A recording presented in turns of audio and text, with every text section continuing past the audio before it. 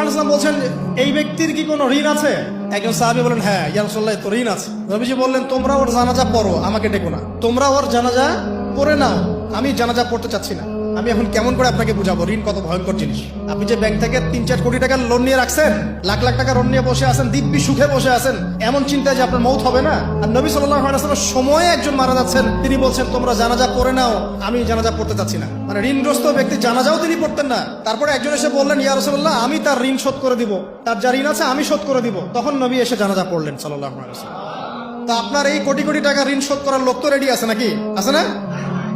সমস্যা নেই, আপনার জানাজা পড়া হবে, আপনার মিলাদও হবে, আপনার একটা বড়সড় দোয়াও হবে ইনশাআল্লাহ। কিন্তু আল্লাহ পাক বলেছেন শহীদ, আল্লাহর পথে যুদ্ধ করে শহীদ হয়েছে, এই ব্যক্তির আত্মাও ঝুলে থাকে যতক্ষণ পর্যন্ত না তার ঋণটা শোধ করা হয়। এবার বলেন আমি কি বুঝাবো আপনাকে? আর কিছু বলতে হবে? তো এখন সেই দোয়া শিখাচ্ছি আপনাদেরকে, যে দোয়া শিখলে আপনারা ঋণ থেকে বাঁচবেন ইনশাআল্লাহ। কত দিবেন?